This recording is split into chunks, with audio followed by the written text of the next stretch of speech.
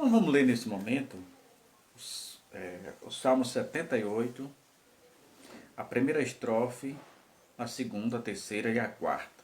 As quatro estrofes, primeira estrofe do Salmo 78, que diz assim: Escutai a minha lei, povo meu.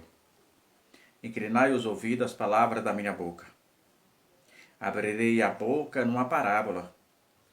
Proporei enigma da antiguidade, os quais temos ouvido e sabido. Nossos pais nulo têm contado. Não encobriremos aos filhos, mostrando a geração futura os louvores do Senhor, assim como a sua força e as maravilhas que fez. Mas como é bom refletir naquilo que o Senhor tem feito, dos louvores. Mas uma coisa que agrada ao coração de Deus é a gratidão. Se ainda estamos de pé, se ainda estamos caminhando, se ainda estamos vivos, são as misericórdias do Senhor. A Bíblia diz que são as misericórdias do Senhor as causas de não sermos consumidos. Precisamos dessa misericórdia. E aqui o Senhor nos conclama. Ele fala para falar aos filhos a força do Senhor e a misericórdia do Senhor. Então, irmão, é bom lembrar, a gente precisa entender. Ninguém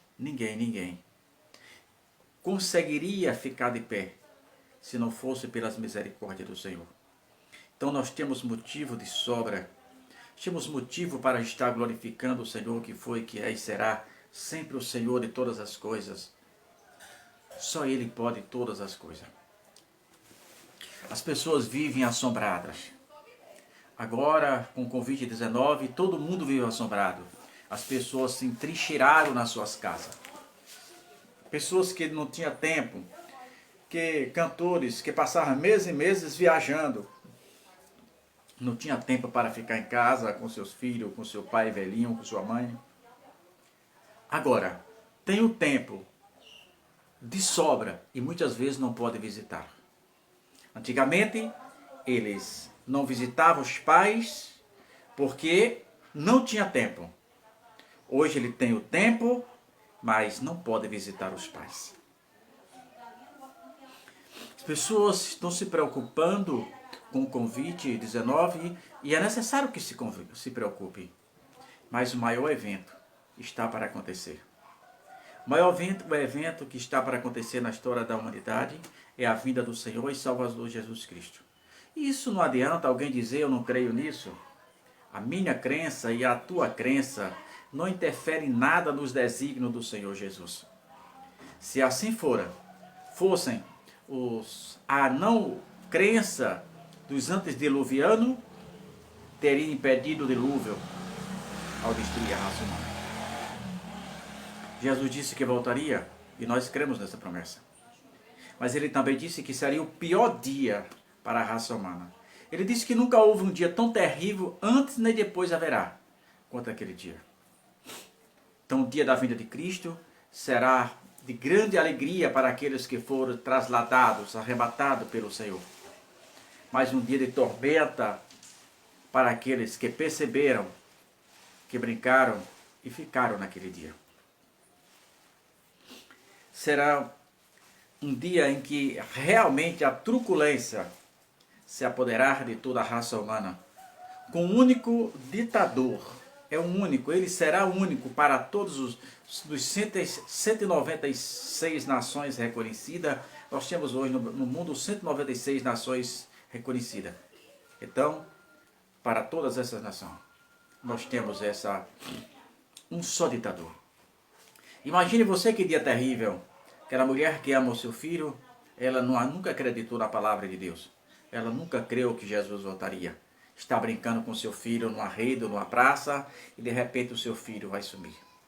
Aquela mulher que não crê na palavra de Deus, de repente grávida no 9º mês, com tudo preparado, seja para o menino ou para a menina, já com tudo pronto, De repente a criança será arrancada do seu ventre, porque a criança não tem culpa. O pecado da criança é o pecado adâmico, e esse pecado adâmico por si só não levaria ele para o inferno. Porque depende das escolhas que ele iria fazer após nascer. Imagina um avião lotado com 100, 200, 300 passageiros, o piloto sendo arrebatado. Imagine a quantidade de carros se batendo na rua, pois os seus motoristas são cristãos e serão arrebatados. Imagina um trem, um passageiro, carregado de passageiro, entrando na estação sem controle. Imagine um ônibus lotado de pessoas partindo em linha reta, caindo no despenhadeiro. Será um caos total.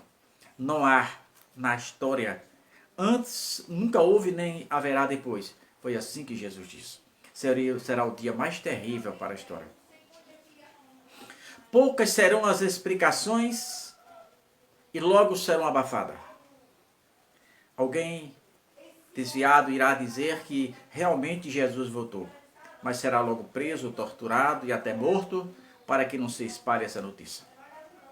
Alguém vai começar, as rádios e televisões começarão a entrar no ar em redes nacionais, contando que em todos os países, em todas as localidades, em todos os recôncavos desta vida, nos lugares mais longínquos da Terra, nos lugares, no Alasca, onde quer que seja, mas seja na agência espacial, a 300 quilômetros aqui para cima, em todos os lugares, acontecerá falta de alguém. E as explicações serão as mais mirabolantes possíveis, tentando convencer as pessoas que talvez foi seres de outros planetas que invadiram a Terra para negar a existência do Senhor e Salvador Jesus Cristo. Mas nada disso. Nada disso vai interferir nos planos, nos desígnios do Senhor. Porque 7 anos depois, essas mesmas pessoas que tentaram esconder que foi o Senhor Jesus Cristo, serão obrigados 7 anos depois a reconhecer, porque ele descerá em glória. E ele descerá onde, Juraci? Há respaldo bíblico para falar da geografia? Há sim. Há como respaldar aonde Jesus irá voltar, qual é o local que Jesus vai aparecer. A Bíblia fala no livro do profeta Zacarias que o Senhor vai... Vamos ler o que diz no livro do profeta Zacarias, no capítulo 14, e o versículo 3 a seguir. E diz assim: E o Senhor sairá e pelejará contra as nações que pelejou no dia da batalha. E naquele dia estarão seus pés sobre o Monte das Oliveiras, que está de frente de Jerusalém para o Oriente. E o Monte das Oliveiras será fendido pelo meio, uma parte para o Oriente e outra parte, uma parte para o Oriente e outra para o Ocidente. E haverá um grande vale, e haverá um vale muito grande, e a metade do monte se apartará para o norte e a outra metade para o sul. Jesus voltará novamente, dessa vez em duas partes. A primeira, ele vem visível para aqueles que estão esperando o Senhor Jesus Cristo. Paulo diz que nós não precederemos os que dormem, mas os que dormem ressuscitarão primeiro, e em seguida nós que estamos vivos a encontrar com o Senhor Jesus nos ares. E 7 anos depois retornaremos a essa terra. Então, meus irmãos e amados queridos, não devemos ter tanto medo do coronavírus como ter medo da vinda de Jesus, de ficar na vida de Jesus. Porque o coronavírus pode matar alguém que é cristão, mas não pode lançar a sua alma no inferno. Pode ceifar várias vidas na terra, mas não tem o poder de condená-los.